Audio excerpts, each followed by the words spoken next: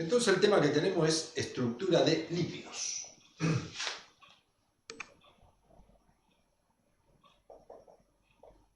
Los lípidos es una de las macromoléculas que componen los organismos vivos junto con las proteínas, los glúcidos y los ácidos nucleicos. Los lípidos tienen algunas características importantes. Mayoritariamente están formados por carbono, hidrógeno y en menor proporción por oxígeno, nitrógeno, fósforo y aún menos cantidad de azufre.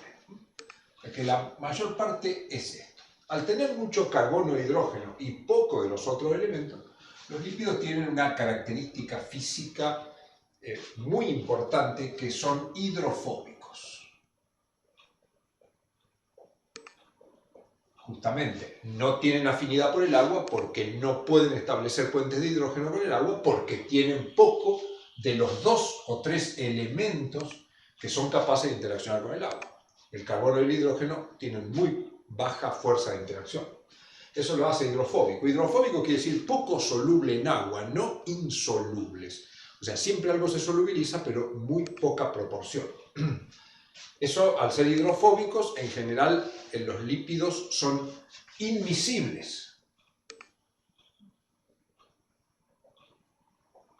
Si yo tiro aceite en el agua, una parte del aceite se va a disolver en el agua, pero en mayor proporción no, y no se va a mezclar. Eso quiere decir que son inmiscibles. Esas son características importantes que tenemos de los lípidos. Muy bien. ¿Cuáles son las funciones de los lípidos? En nuestro organismo, los lípidos cumplen diversas funciones. Por ejemplo, por supuesto, son nutrientes. Es decir, yo voy a ingerir en mis alimentos una proporción de lípidos que aproximadamente, lo vamos a estudiar más adelante, aproximadamente es un 30% de la materia seca que compone los alimentos. Después, que nuestro organismo cumple en función de reserva, es reserva energética en el tejido adiposo.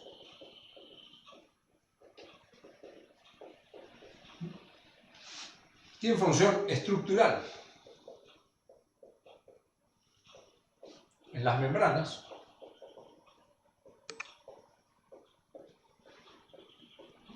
Y tiene función hormonal. Ya hemos estudiado, por ejemplo, en crecimiento y desarrollo, la progesterona, los estrógenos, la testosterona son lípidos, son esteroides. Y a veces tienen función de protección, como por ejemplo las ceras. Es decir, en el oído externo hay glándulas que producen lípidos, que ya vamos a ver de qué estructura son, que tienen función de protección. Por supuesto, hay algunas otras funciones menores, pero esto es lo más importante. ¿Cómo podemos clasificarlos los lípidos? Siempre recordemos que una clasificación es un contenido procedimental que yo utilizo para organizar mis conocimientos. Entonces, yo lo puedo clasificar de diferente manera. Vamos a elegir una. Vamos a decir clasificación. No sé por qué lo escribí acá, no importa, vamos a hacer así. Si ganamos piso rojo. Lo podemos clasificar en simples y en conjugados, en complejos.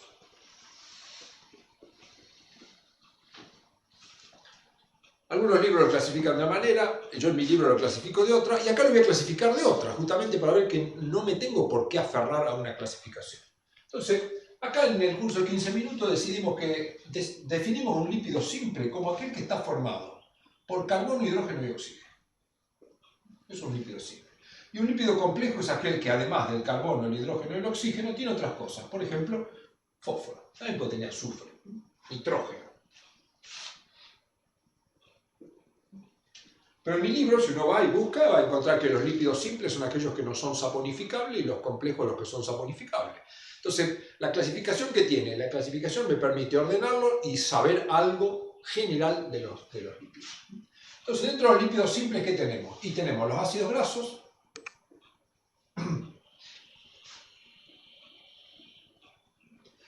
¿Qué son los ácidos grasos? Bueno, los ácidos grasos son lípidos que están formados por una cadena carbonada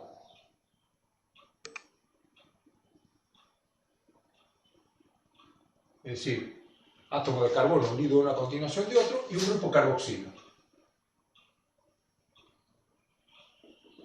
O un grupo ácido, como el que forma los aminoácidos.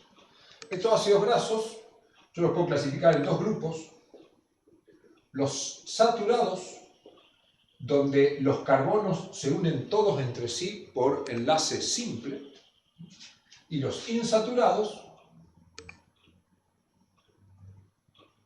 que al menos tienen un doble enlace carbono-carbono. Es una clasificación. Dentro de los insaturados tengo los mono y los poli. Los monoinsaturados, que son los que tienen un doble enlace, y los poliinsaturados, más de uno. Puede ser 2, 3, 4, 5, no mucho más, dentro de lo que conocemos. Los más conocidos son hasta 4. Entonces esos son los ácidos grasos. Prácticamente los ácidos grasos no los encuentro en los nutrientes en forma libre, sino que siempre el ácido graso lo voy a encontrar formando parte de otros lípidos, pero entran dentro de los lípidos simples. Dentro de los lípidos simples también tengo lo que llamo acilgliceroles. ¿Cómo se componen? Bueno, tienen un glicerol, que como el nombre lo dice, ol es un alcohol, al cual se le unen ácidos grasos. Como el ácido graso tiene un carboxilo, se va a unir al alcohol, y esos ácidos grasos van a estar unidos por unión éster. Dentro de los acilgliceroles puedo tener un ácido graso, dos ácidos grasos o tres ácidos grasos. Así, el de tres ácidos grasos se llama triacilglicerol. El otro se llama di y monoacilglicerol. Los triacilgliceroles son los más importantes y son los que están almacenados como reserva energética en el tejido adiposo. Después tengo las ceras, que están formadas por un ácido graso y un alcohol. Parecido a los acilgliceroles, nada más que el alcohol no es glicerol. Y su función principal es de protección. Y después tengo los esteroides,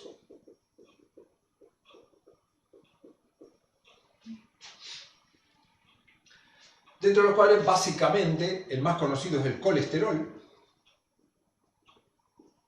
que tiene una función precursora, o sea, va a dar origen a un montón de compuestos, y da origen a todos los esteroides, y tiene una función estructural en las membranas. Pero también acá tengo las hormonas de tipo sexual,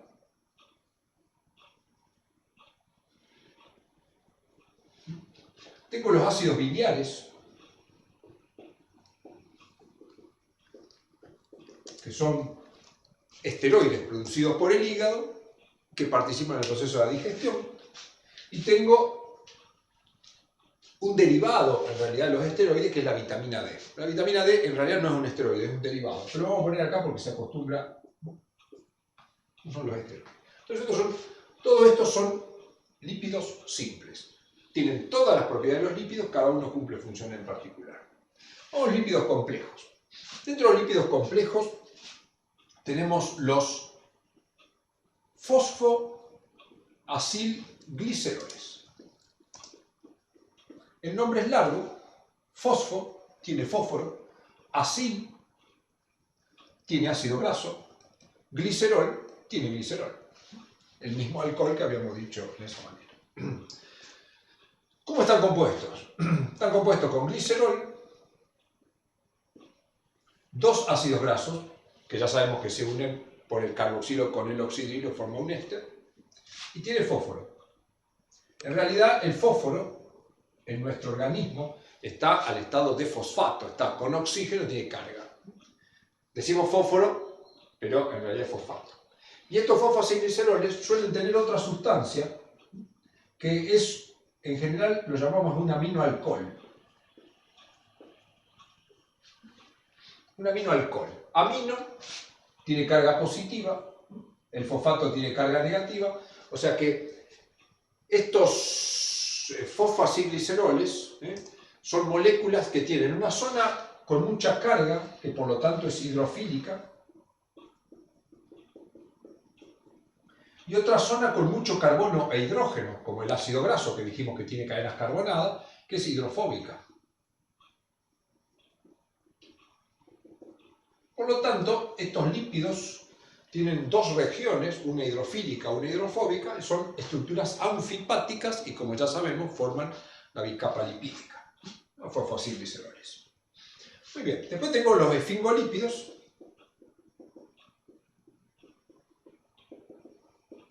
Los esfingolípidos, ¿cómo están formados? Están formados por esfingol. El esfingol es un alcohol, pero en realidad es un amino alcohol. Y las dos cosas. Acá en el amino se une el ácido graso. Se une un ácido graso. Cuando un carboxilo se une con un amino, ustedes lo estudiaron, cuando entre los aminoácidos forman una unión peptídica, pero eso se llama una unión amida. Y acá se une, en el alcohol se puede unir el grupo fosfato o se pueden unir glúcidos. O nada.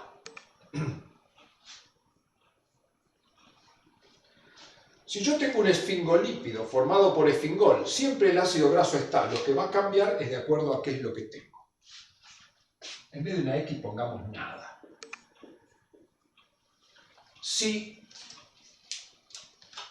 no se une nada, es decir, tengo el esfingolípido con el ácido graso y nada, tengo una molécula que se conoce como ceramida. Conocida porque hay algunas cremas y shampoo para lavarse el cabello que contienen esas estructuras. Muy bien, las ceramidas. Los esfingolípidos, en general, por su estructura, forman parte de membranas también. Los glúcidos, ya los estudiamos glúcidos, los glúcidos sabemos que pueden ser monosacáridos u oligosacáridos.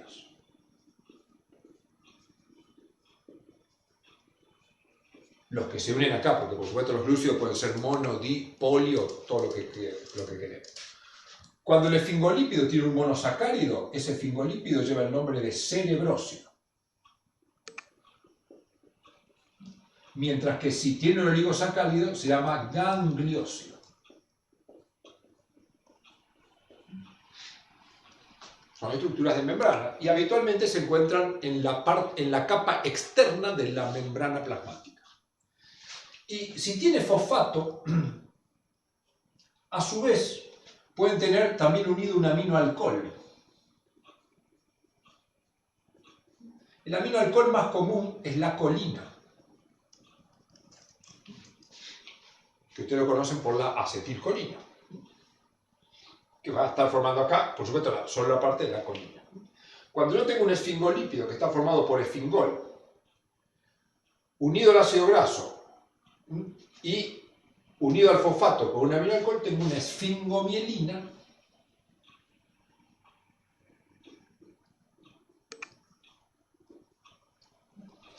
que es parte de las membranas y, como el nombre lo dice, mielina seguramente será muy abundante en las vainas de mielina. Muy bien. Entonces estos son básicamente los lípidos complejos. Ya que me queda un minuto, vamos a agregar acá, entre los lípidos simples, tenemos lo que se llaman los eicosanoides. Eicosanoides son lípidos que tienen, como dice el nombre, eico, que sí 20, tienen 20 carbonos, y son estructuras extremadamente complejas, que se clasifican básicamente en dos grandes grupos. Las prostaglandinas,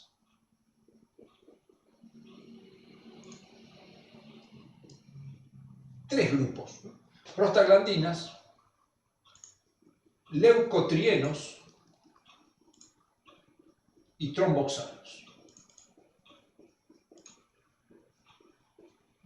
Son moléculas lipídicas extremadamente activas que participan en muchísimos procesos.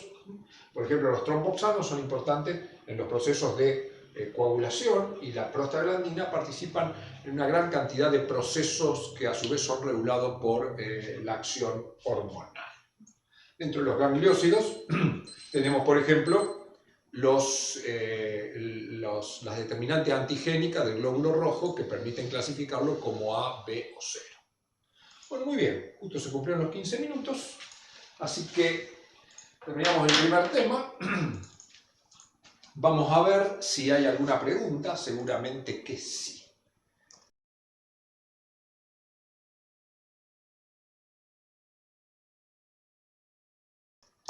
Mientras cargo el marcador, debe haber alguna pregunta y si no, hacemos un breve descanso y arrancamos con el otro tema.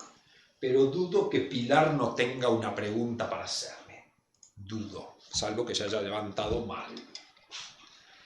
Muy bien. A ver. Bueno, es una buena simplificación del tema. Yo recuerdo poco de cuando estudiaba. Pasados muchos años, han pasado muchas cosas y uno ha hecho tanto que uno se empieza a olvidar las cosas, pero recuerdo claramente el shock que me produjo cuando el profesor de química biológica explicó en el pizarrón lípidos. Me fui a mi casa, no entendía absolutamente nada, todo era igual, todo era igual.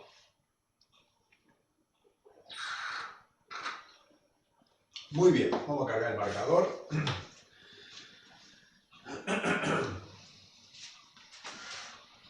Vamos a ver.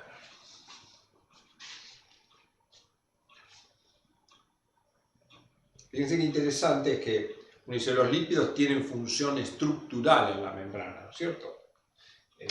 Forman la bicapa lipídica. Sin embargo, los lípidos participan activamente en un montón de procesos. Como dije, los gangliósidos participan, son moléculas marcadoras del glóbulo rojo que le dan ciertas características antigénicas y que permite que mi sistema inmune detecte, reconozca el glóbulo rojo como mío y si a mí me entra un glóbulo rojo que es extraño, no lo reconozca. Dentro de los fosfoacilglicéridos, nosotros hablamos, los fosfoacilgliceroles, vamos a estudiar esto en la acción hormonal, para aquellos que hagan el curso de endocrino que viene a continuación de esto, justo lo van a ver hoy. Hay fosfolípidos, como la fosfatidilcolina, que participan en los mecanismos de señalización. Cuando la hormona llega, esos lípidos juegan un papel importante y empiezan a participar de reacciones que permiten que la célula se comporte adecuadamente a lo que le está indicando la hormona. Bueno, ahí llegó la pregunta de Pilar. Muy bien.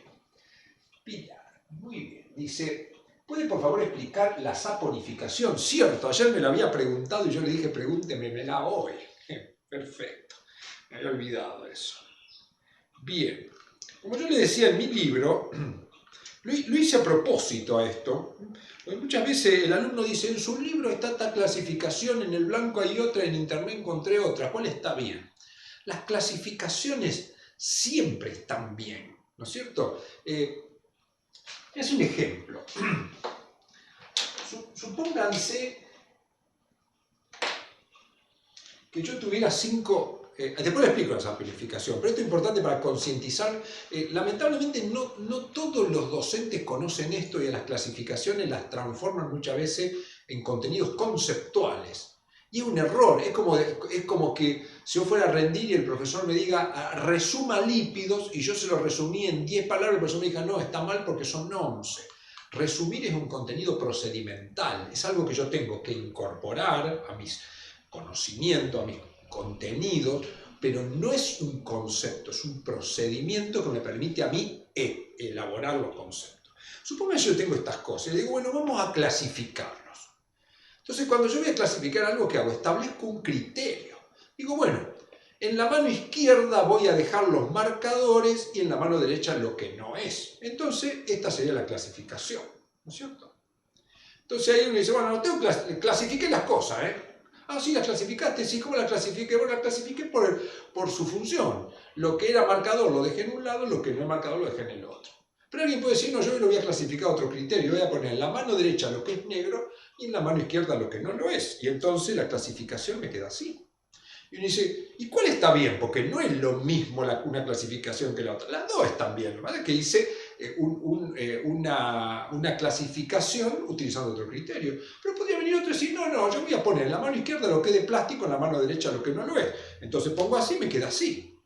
Entonces dice, pero está mal esta. No está mal, tiene otro criterio. Todo está bien. Lo que pasa es que si yo miro esta clasificación, yo digo, bueno, ya sé que los marcadores del frasco son de plástico. Y si hubiera hecho así, ya sé que hay marcadores que son azul, verde y negro, rojo, y otros que son negros. Y si lo hubiera hecho así, digo, bueno, ya sé que sobre la mesa tengo marcadores y tengo frasco de tinta. Entonces la clasificación es un criterio, es un contenido procedimental. Siempre le insisto al alumno, hay que perseguir tres contenidos. Los conceptuales, ¿qué es un lípido? ¿Cómo está formado? Eso es un concepto. Los procedimentales, ¿cómo los clasifico? O sea, 15 minutos es un contenido procedimental. Estoy poniéndome un criterio para hacer algo así. Bueno, yo tengo que explicar este tema en 15 minutos y no más. Después están los actitudinales, ¿no? ¿Qué actitud tomo yo frente a ciertas cosas? Por ejemplo, yo digo, bueno, yo enfrento un tema, ¿mi actitud cuál es? Es primero tener un conocimiento claro y conciso del tema y luego profundizo. Entonces, eso es una actitud frente al conocimiento. Todo tengo que ir incorporando. Al principio toma mucho valor la parte conceptual, pero luego el valor lo tengo que poner en las otras cosas. ¿Cuál es mi actitud frente al conocimiento? Como yo le decía, la primera vez que di lípido me deprimí.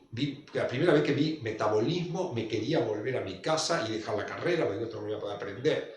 Con el tiempo mi actitud fue cambiando. Yo me enfrento a algo difícil y sé que lo único que necesito hacer es trabajar, que tarde o temprano lo voy a entender. Entonces, bueno, esos son los tres contenidos importantes. Bueno, voy a aplicar la saponificación porque si no va a pensar que no se la quiero explicar. Muy bien. Como dijimos, está acá en el pizarrón, los ácidos grasos, o sea, ¿encuentro ácidos grasos en los alimentos? Sí. ¿Encuentro ácidos grasos en mi organismo? Sí. ¿Encuentro ácidos grasos libres en los alimentos y en mi organismo? Muy poco. Muy, muy poco. Eso es importante. ¿Por qué? Y porque los ácidos grasos están unidos a alcoholes como el glicerol a través de uniones éster o a alcoholes como el esfingol por uniones amida. No sé por qué no me escribe. Entonces, ¿qué es la saponificación? La saponificación es un proceso que no tiene prácticamente ninguna importancia en los organismos vivos. Ahora, lo tengo que saber. Podría ser médico sin saber la saponificación. Pero la realidad es que están los libros, y como hay profesores que leen los libros, me van a tomar lo de los libros y por ahí me lo van a preguntar. Entonces, supongamos que yo tengo un triacilglicerol. Triacilglicerol. ¿Cómo está formado esto? Está formado por el glicerol, que tiene 3 carbonos, y los ácidos grasos, que se unen por unión éster. Muy bien. Estos son cadenas largas, habitualmente para poner un número 18 carbonos, pero ahí puede haber más corta, pero más común es 18. Puede haber 16, puede haber de 20. Muy bien. Yo puedo romper estos enlaces a través de una hidrólisis enzimática.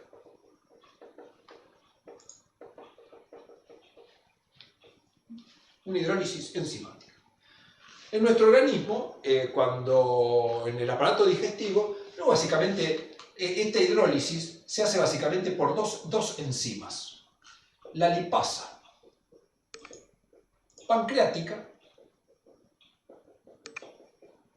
que actúa en el duodeno, donde el pH es más bien alto, 8, Y tengo una lipasa gástrica menos importante, donde el pH anda alrededor de 2 o 3. O sea, una actúa a pH ácido, otra actúa a pH alcalino. Ambas rompen el enlace éster. Cuando rompan el éster, me va a quedar el glicerol. El glicerol tiene 3 carbonos y tiene 3 grupos oxidrilos. Y me va a quedar el ácido graso. ¿El ácido graso cómo es? Y tiene un grupo carboxilo y una cadena lateral que la puedo dibujar así, de 18 carbonos. Si lo que actúa en la lipasa pancreática, que estoy a pH 8, como esto es un ácido, a pH 8 estoy en medio alcalino, hay pocos protones y entonces el carboxilo va a ceder su hidrógeno. Entonces se va a transformar en esto. ¿Qué es esto? Es una sal de un ácido graso.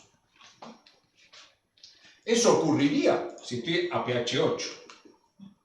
Pero si esta hidrólisis ocurrió a pH 3, el grupo carboxilo va a quedar directamente de esta manera y va a quedar en forma ácida. O sea que cuando se hace la hidrólisis de un triglicérido, siempre se va a formar glicerol. Y se puede formar la sal, si yo estoy básicamente en el duodeno, o el ácido si estoy en el estómago. ¿Por qué acá la sal? Porque en el duodeno hay menos protones, entonces el ácido lo puede ceder. En cambio en el estómago hay mucho protón y el ácido no lo puede ceder. Es una cuestión de oferta y demanda. Ahora, yo este proceso lo podría hacer fuera del organismo, en un laboratorio. Si voy a un laboratorio, puedo hacer lo mismo. Es decir, yo puedo tomar un triglicérido y hacer una hidrólisis química. ¿Que para eso qué necesito? Aumentar la energía cinética. Para que la molécula se empiece a agitar, en un momento se rompió. Ya sabemos que aumentar la energía cinética te queda calor. Eso ya lo hemos cocinado.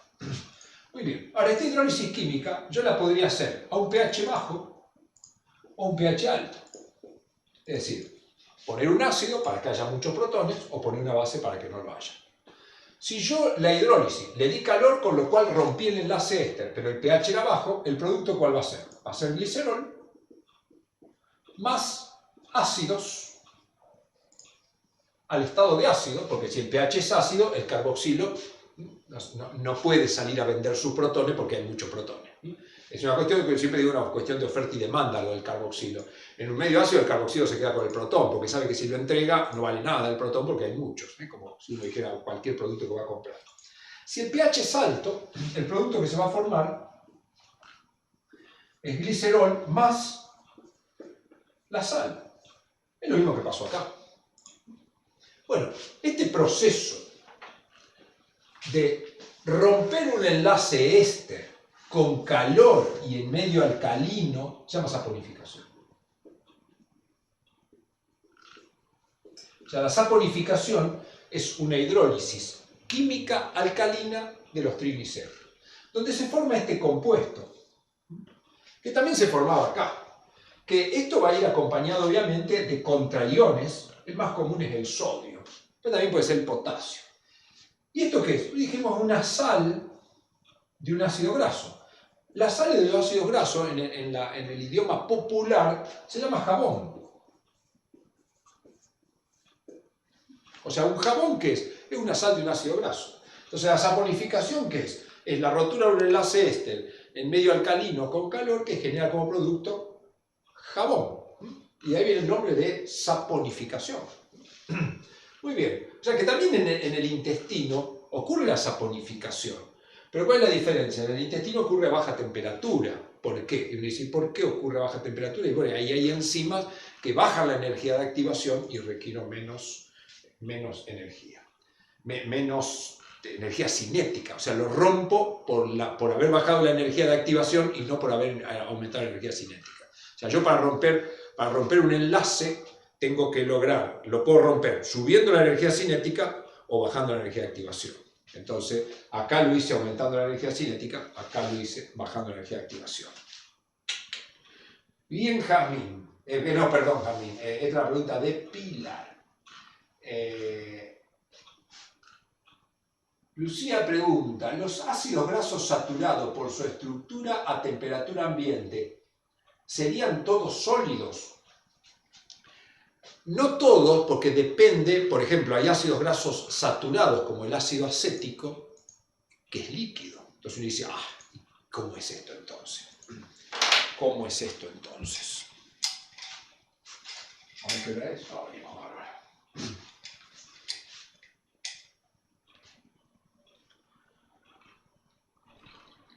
Vamos a ver cómo es esto acá.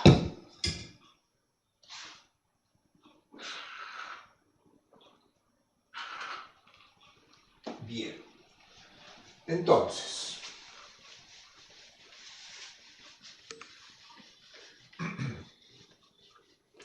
esto hay que simple, o sea, acá está complejo.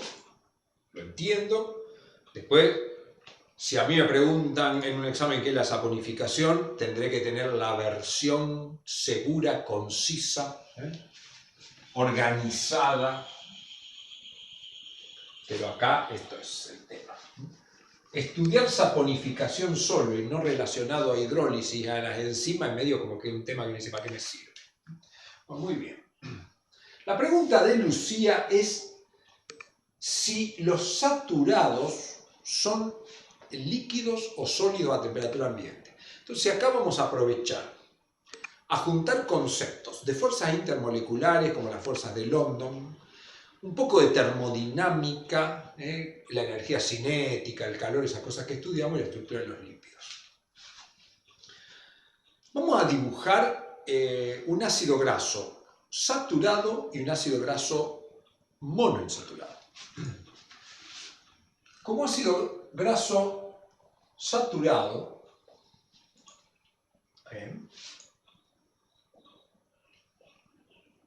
voy a tomar el ácido esteárico.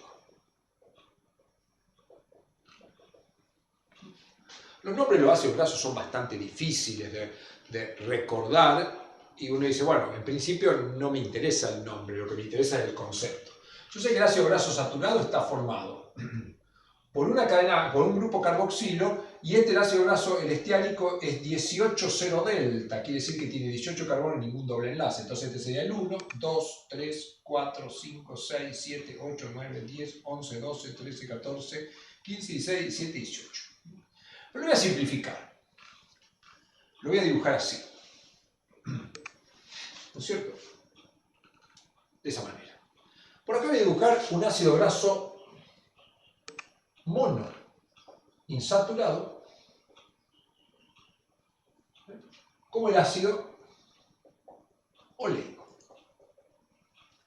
que es el 18,1 delta 9. 18 carbono, un doble enlace en posición 9. Lo voy a dibujar. Acá tengo el 1, 2, 3, 4, 5, 6, 7, 8, 9. Acá está el doble enlace. Dibujo el doble enlace, ¿no es cierto? Acá. Los dobles enlaces de los ácidos grasos naturales son cis. Entonces, esto sale para acá, después esto queda así.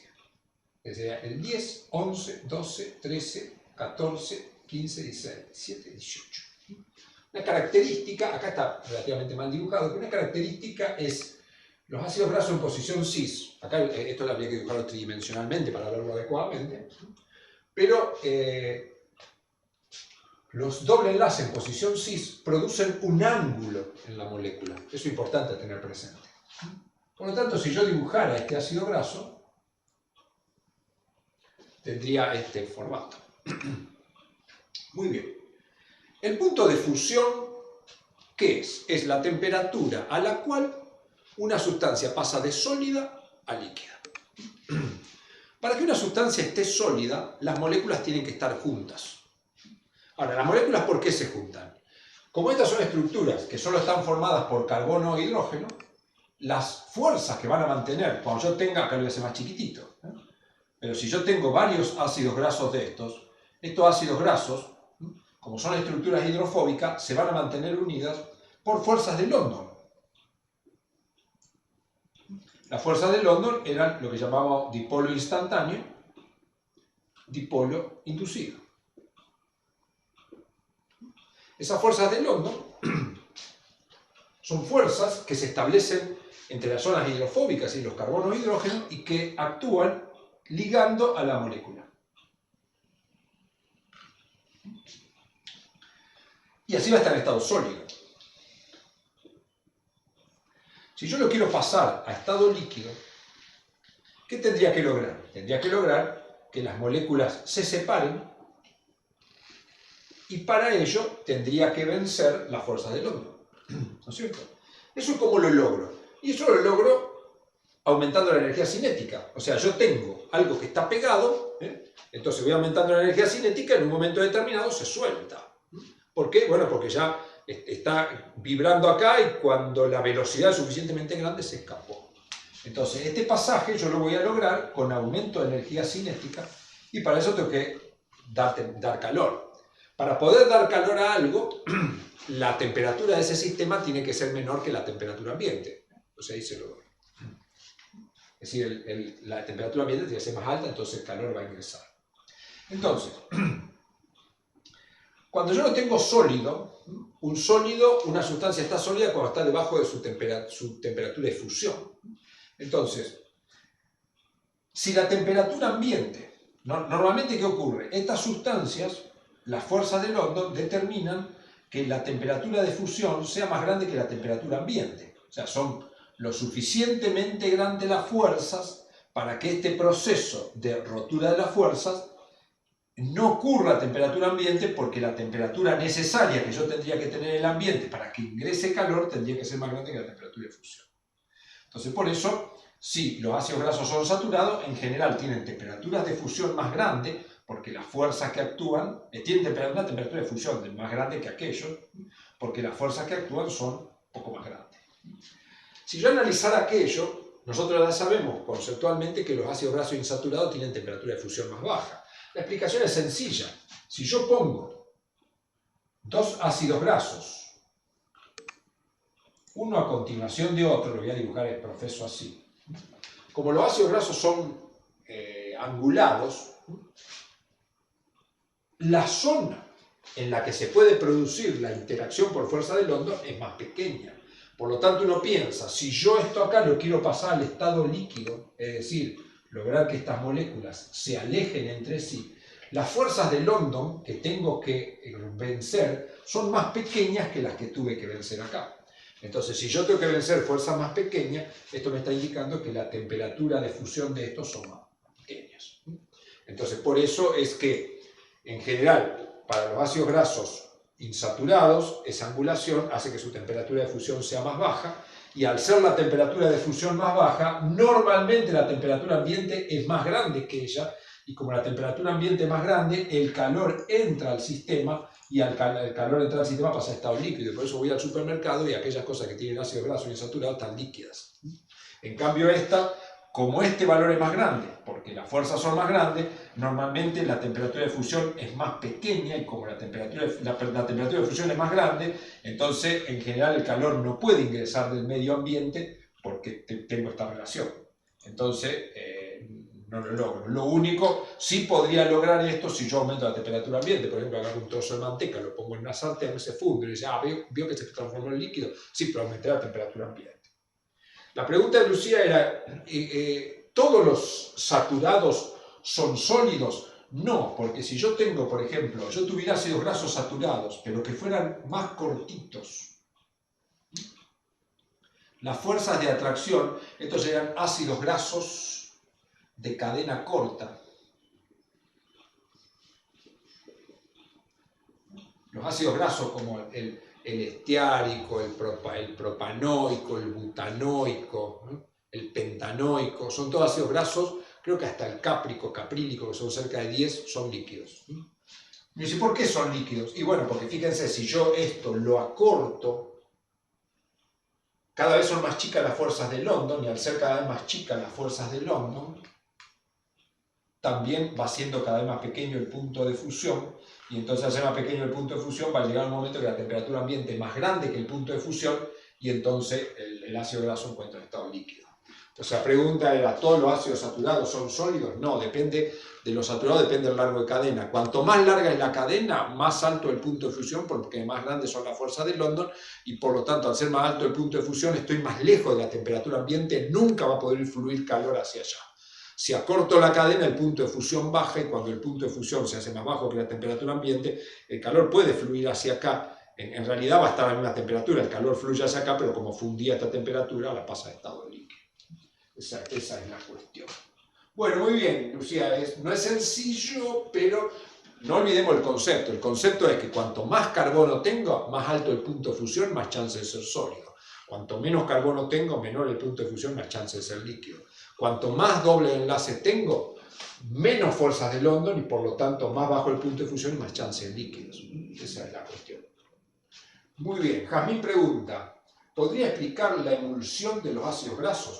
En realidad la emulsión no es de los ácidos grasos, sino que la emulsión es un proceso que sufren las sustancias que son hidrofóbicas.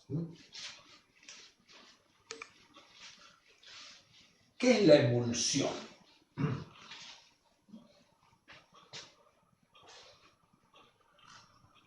La emulsión es un sistema material que habitualmente cae dentro de lo que llamamos dispersiones coloidales. Los sistemas materiales, ustedes estudiaron desde el punto de vista energético sistema cerrado, aislado y abierto, eso en base a qué intercambian, pero yo los sistemas también los puedo clasificar en base al tamaño de las partículas. Digo, un sistema es homogéneo cuando hay varias cosas mezcladas y no puedo distinguir una de la otra, por ejemplo, pongo sal en agua. Pero después tengo sistemas heterogéneos donde yo tengo sustancias que las puedo distinguir. Por ejemplo, agua y arena, de una dispersión grosera. La sangre, de una dispersión fina, que no la puedo ver a simple vista, pero con un microscopio sí me doy cuenta que hay cosas mezcladas. Hay glóbulos blancos, glóbulos rojos, hay plasma, puedo ver cosas. Y después están las dispersiones coloidales que no las puedo ver a un microscopio, que es como, por ejemplo, lo que ocurre con el plasma sanguíneo. El plasma sanguíneo yo lo miro en un microscopio y es homogéneo. Sin embargo, no es homogéneo. Hay partículas que son muy pequeñas que para verlas las tendría que ver con un ultramicroscopio. Esos son las dispersiones coloidales. Dentro de las dispersiones coloidales tengo las emulsiones. ¿Qué son las emulsiones? Son mezclas de dos líquidos donde se forman pequeñas partículas de un líquido dentro del otro y son tan pequeñas que no las puedo ver a simple vista. Ejemplo de eso, el plasma sanguíneo, la leche, algunas cremas, esos son emulsiones. Entonces, la emulsión es la mezcla en general de una sustancia hidrofílica, habitualmente el agua, no es lo más común, pero para nosotros sí. Una emulsión es una mezcla de agua y algo hidrofóbico.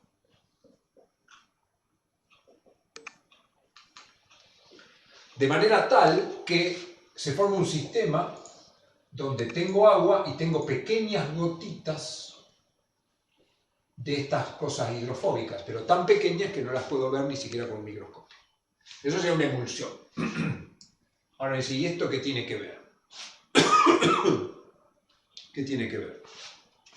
Esto es importante porque está relacionado al proceso de digestión.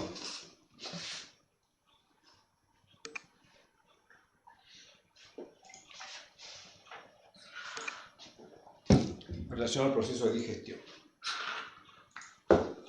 Cuando yo como aceite, como grasa, como algo lipídico, como ya estudiamos recién, los lípidos son hidrofóbicos. Por lo tanto, en mi estómago, en mi boca, en mi aparato digestivo, me van a quedar, en el aparato digestivo, sumado al agua que yo tomo, el aparato digestivo vuelca agua al sistema. Entonces, el bolo alimenticio, el quimo en el estómago, el quilo en el intestino, que son los sistemas que se forman, mayoritariamente tienen agua y después tienen sustancias, algunas en solución, otras en suspensión y otras en emulsión. Las sustancias, o sea que acá va a haber sustancias que estén en solución, en emulsión y en suspensión.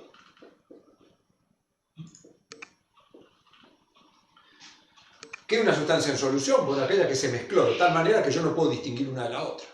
Por ejemplo, si yo comí algo que tenía azúcar, la sacarosa se mezcla con el agua y queda en solución.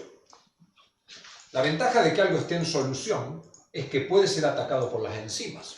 ¿Por qué? Y porque las enzimas son proteínas globulares, y las proteínas globulares, en general, son solubles en agua, y por lo tanto, la enzima se va a encontrar con su sustrato en el agua.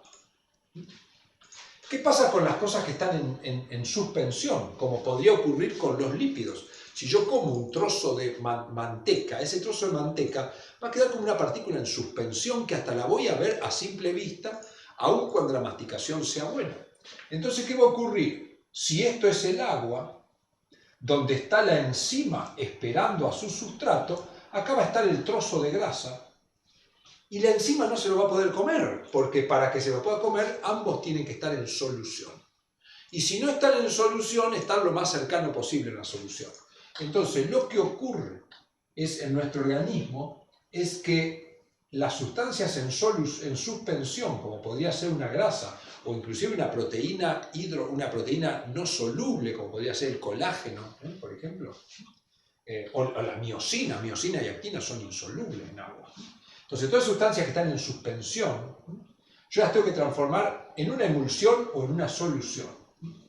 Es decir, ¿qué tengo que lograr? Y lo que yo tengo que lograr es que la enzima, qué feo me salió esto, la enzima no se encuentre con un pedazo grande así, sino que tome pedazos más bien chiquititos. Entonces, este proceso de transformación de un trozo grande en partículas muy pequeñas, habitualmente al estado coloidal, al estado de emulsión, es importante que se produzca. ¿Y eso cómo se produce?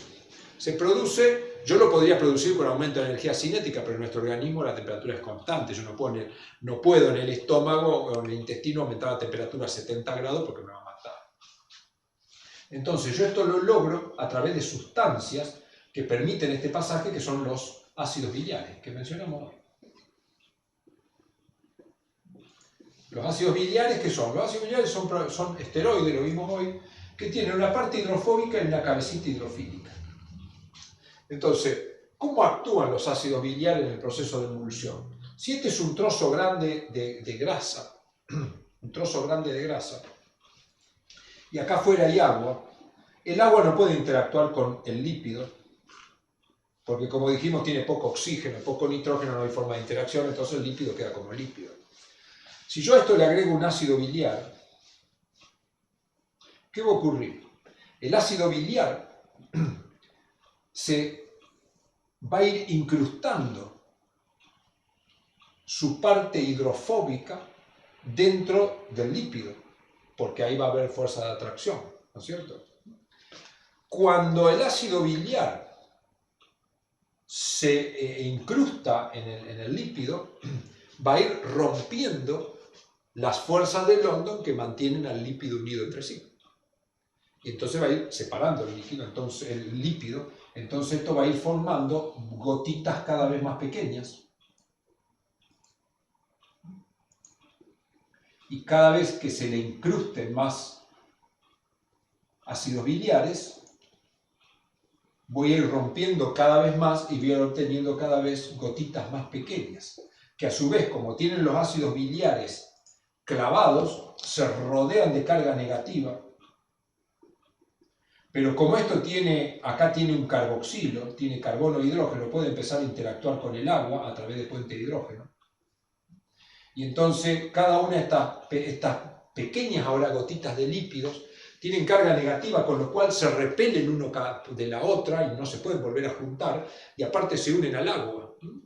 Entonces ahí se produjo una emulsión que se llama estable, o sea, se produjo esa emulsión, el lípido se fue digregando, se fue generando en pequeñas gotitas, y acá la enzima, ¿no es cierto? La enzima venía y se lo quería comer. Es como si yo quiero morder el pizarrón. No lo puedo morder, ¿por qué? Porque el pizarrón es más grande que mi boca, pero si yo el pizarrón lo corto en pedacitos chiquititos así, me lo puedo comer. Entonces acá la enzima que estaba intentando masticar este pedazo de grasa no lo puede hacer porque su pobre boquita no le da, pero ahora sí. Y cuando la enzima hace esto, libera los ácidos grasos, libera el glicerol y se hizo la digestión. Entonces la emulsión en sí no me interesa, lo que me interesa es cómo juega el proceso de creación de una emulsión en el proceso digestivo. Esto es extremadamente interesante y supongo que se entendió, y fíjense cómo me baso para explicar esto en las fuerzas de London, en la puente de hidrógeno, en el sitio activo de la enzima. Es decir, normalmente cuando yo como un pedazo de grasa, ese trozo de grasa es visible a simple vista, es millones o miles de millones de veces más grande que una enzima, ¿no es cierto? Es como si yo con mi boca quisiera morder la Torre Eiffel. No puedo. Pero si lo agarro con una lima y la limo a toda la Torre Eiffel, la transformo en pequeñas cositas, me la puedo comer entera. Me lleva un rato largo, pero me la puedo comer. Entonces, es lo que pasa acá. Bueno, muy bien. Magnífico. Pilar dice, es decir, que el procedimiento puede ocurrir en el laboratorio, por decirlo de alguna manera, o en el aparato digestivo. Sí, claro, en el laboratorio va a ocurrir. En el laboratorio yo lo puedo hacer de una manera química, a la saponificación lo puedo hacer de una manera química. ¿Qué hago?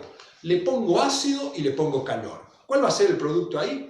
Glicerol y ácidos grasos. O le puedo poner una base, por ejemplo, hidróxido de sodio, y le pongo calor. Entonces, ¿qué voy a obtener? Glicerol y jabones. Eso sería ¿cómo se llama? Una hidrólisis ácida o una hidrólisis alcalina. Y el proceso es una saponificación.